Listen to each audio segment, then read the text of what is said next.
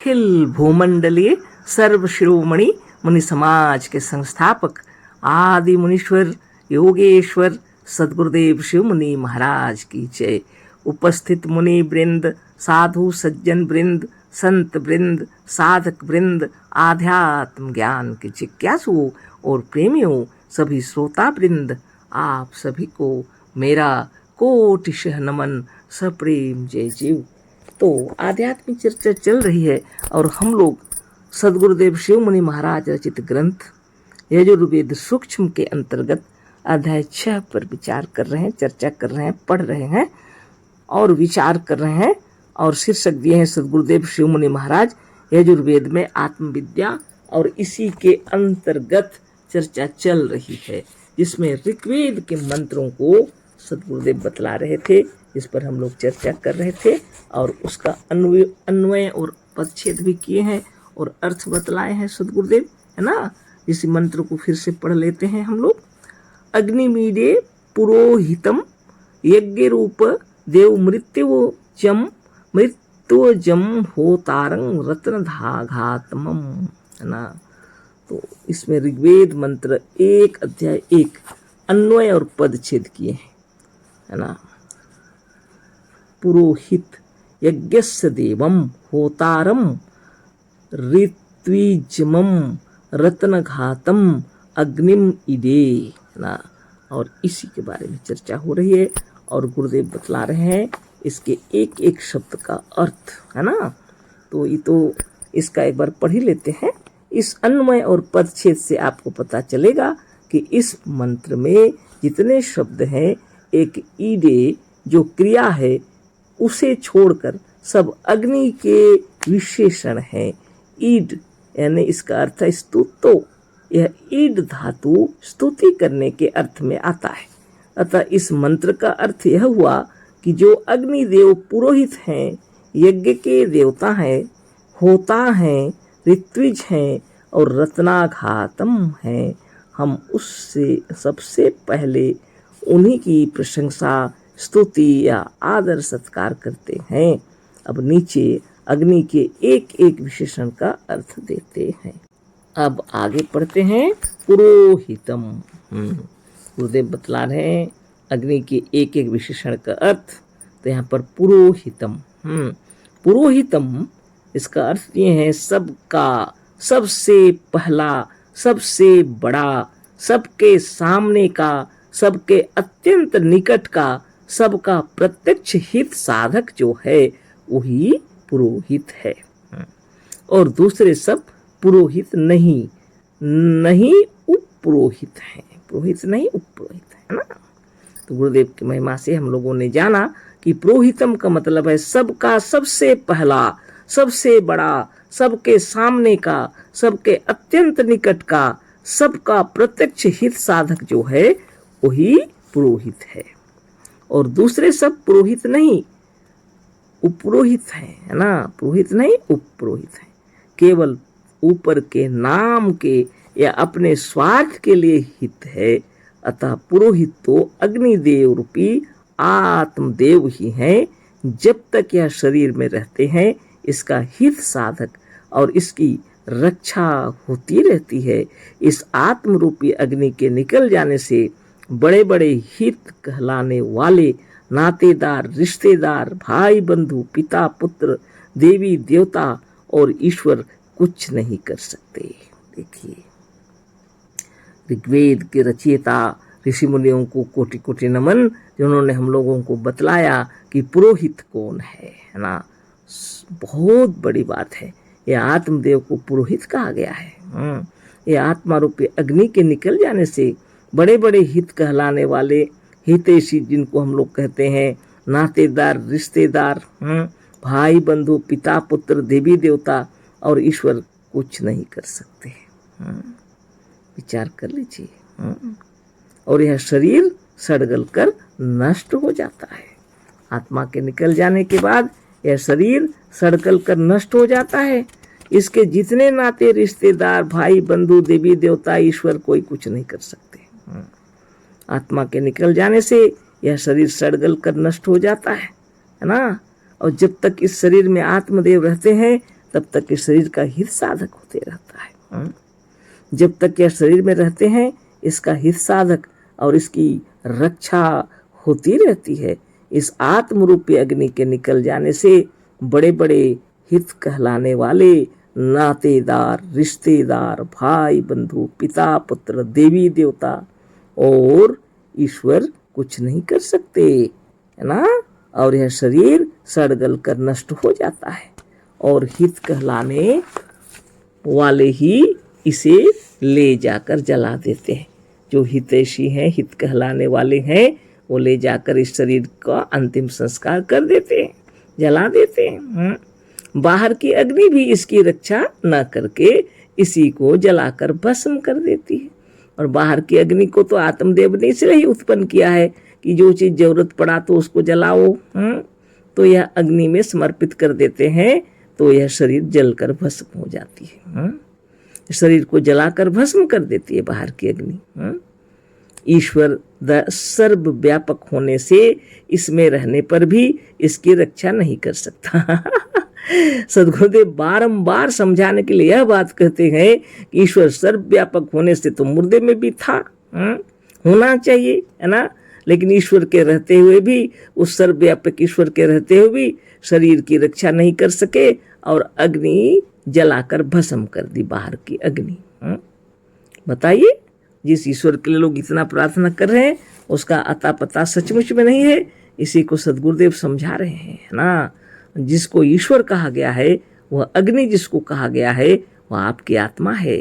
शरीर में जब तक यह है, शरीर की रक्षा करती है हमेशा, है ना। शरीर से निकल जाने के बाद किसी नाते रिश्तेदार के अंदर या ईश्वर के अंदर भी वह शक्ति नहीं है इसकी रक्षा करे। आत्मदेव के निकल जाने के बाद यह शरीर नष्ट हो जाता है, सड़गल कर नष्ट हो जाता है। सोच लीजिए, सारी दुनिया देख रही है ना। तो गुरुदेव की महिमा से आपको जिस ईश्वर का वर्णन किया गया है वेदों में, उसको आप समझ गए कि आपकी आत्मा, हमारी आत्मा, सबकी आत्मा, इस जीव को श्रेष्ठ कहा गया है, पुरोहित कहा गया है, यही ब्रह्म है, इसकी उपासना की गई है ना। ईश्वर सर्वव्यापक होने से शरीर में तो था, लेकिन कैसे इस अग्नि के समर्पित करते ही शरीर नष्ट हो गया, जलकर खाक हो गया। तो कैसा ईश्वर, है ना। विकार की बातें हैं गुरुदेव कह रहे हैं। उन्हीं के शब्दों में, ईश्वर सर्वव्यापक होने से इसमें रहने पर भी इसकी रक्षा नहीं कर सकता और ज्यों ही शरीर में से आत्मा की अग्नि निकल जाती है त्यों ही उसी क्षण से यह शरीर नष्ट होने और सड़ने लगता है। इससे यह प्रकट होता है कि जब तक आत्मरूपी अग्नि इसमें थी इसकी रक्षा होती थी और उसके निकल जाने पर कोई इसकी रक्षा नहीं कर सका। अतः यही अग्निदेव ही, जिसे आत्मदेव कहेंगे, हमारे पुरोहितम है। दूसरा कोई पुरोहितम नहीं है, सब स्वार्थी हैं। यही आत्मा ही हमारा पुरोहितम है, गुरुदेव कह रहे हैं, और बाकी जितने हैं सब स्वार्थी हैं। यह पुरोहितम विशेषण इसी आत्मा रूपी अग्नि का हो सकता है, ईश्वर या भौतिक जड़ अग्नि का नहीं हो सकता। अतः सबसे पहला वेद और ऋग्वेद में उसमें सबसे पहले अग्निदेव की स्तुति करके सिद्ध कर दिया कि ईश्वर कहलाने योग्य, स्तुति करने योग्य, उपासना करने योग्य यदि कोई है तो यही अग्नि है, जो आत्मा का दूसरा नाम है, मजहबी ईश्वर का नहीं ना। तो अग्नि जो ईश्वर जिसको आप कह रहे हैं वो बाहरी ईश्वर नहीं, कल्पित ईश्वर नहीं, यह सच्चा ईश्वर जिसको ऋग्वेद हो या चारों वेदों में जिसकी स्तुति की गई है, वह अग्नि आपकी आत्मा है, हमारी आत्मा है, सबकी आत्मा है ना। इसी आत्मा की स्तुति की गई है, इसको पुरोहितम कहा गया है और यह निस्वार्थ है और बाकी सभी स्वार्थी हैं। गुरुदेव कह रहे हैं यह अग्नि है, पुरोहितम है और आपके कल्याण के लिए है। इसी अग्निदेव की स्तुति की गई है। गुरुदेव के शब्दों में सबसे पहला वेद जो ऋग्वेद है उसमें सबसे पहले अग्निदेव की स्तुति करके सिद्ध कर दिया है कि ईश्वर कहलाने योग्य, स्तुति करने योग्य, उपासना करने योग्य यदि कोई है तो यही अग्नि है, जो आत्मा का दूसरा नाम है, मजहबी ईश्वर का नहीं। आगे पढ़ते हैं, वेद या वैदिक काल के लोग या सबके ऋषि मुनि इसी को सबसे बड़ा होने से ब्रह्म और ऐश्वर्यवान होने के कारण इसी को ईश्वर तथा पालनकर्ता होने से इसी को परम पिता और पुरोहितम मानते थे। इतना साफ सुंदर समझा दिए सदगुरुदेव कि हमारे ऋषि मुनि वैदिक काल में जिसकी उपासना करते थे, जिसको ब्रह्म जानते थे, वह कोई दूसरा नहीं, आत्मा का ही दूसरा नाम अग्नि है। वेद या वैदिक काल के, उन्हीं शब्दों में, वेद या वैदिक काल के लोग या तब के ऋषि मुनि इसी को सबसे बड़ा होने से ब्रह्म, अग्नि इस आत्मा को सबसे बड़ा कहकर इसको ब्रह्म, और चूंकि इसके रहने से ऐश्वर्य शक्ति यशस्वी कीर्तिमान होते हैं हम लोग जगत में, इसलिए इसको ईश्वर भी कहा। पालन करता होने से इसी का नाम परम पिता और पुरोहित मानते थे गुरुदेव के शब्दों में, है ना। कितनी बड़ी बात है। बार बार पढ़ने से भी मन मानता नहीं, फिर भी हम पढ़ देते हैं ना। वेद या वैदिक काल के लोग या तब के ऋषि मुनि इसी को सबसे बड़ा मानने होने से ब्रह्म और ऐश्वर्यवान होने के कारण इसी को ईश्वर तथा पालन करता होने से इसी को परम पिता और पुरोहित मानते थे।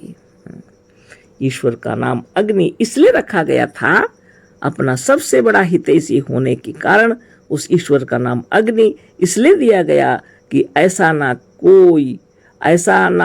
कोई हो सकता है ना, क्या गलती, ऐसा ना हो कोई इनको मजहब ईश्वर मान ले, कोई इसको मजहब ईश्वर ना मान ले, इसलिए गुरुदेव कह रहे हैं इसका नाम अग्नि दिया गया।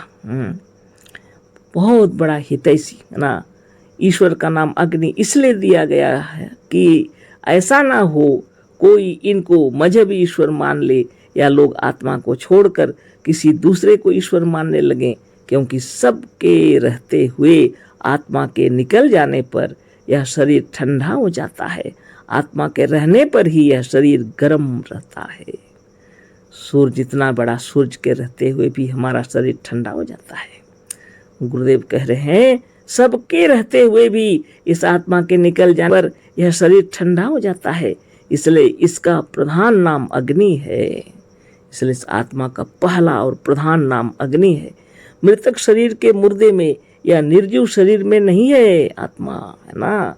एक जीव को या एक आत्मा को छोड़कर सब हैं, इंद्रियां हैं, सब अंग हैं, सर्व व्यापक होने से ईश्वर भी है, देवी देवता हैं, भाई बंधु हैं, राजपाट हैं, धन दौलत हैं, डॉक्टर वैद्य हैं और स्त्री पुत्र हैं, पर कोई इसकी रक्षा नहीं कर सकता। अतः यह आत्मदेव ही, जिसका बहुत ही सार्थक और उत्तम नाम अग्नि है, ईश्वर है, ब्रह्म है, परम पिता है और परमात्मा है। मजहबी ईश्वर ना कुछ करता है, ना है और ना हो सकता है। ईश्वर केवल बुद्धिहीन भक्तों के मस्तिष्क की कल्पना मात्र है ना। कितनी बड़ी बात, बहुत बड़ी बात। इसको पुरोहितम कहा गया है और आगे फिर कल चर्चा होगी। कोटि कोटि नमन, अशेष धन्यवाद। सब प्रेम जय जीव। सद्गुरुदेव शिव मुनि महाराज की जय।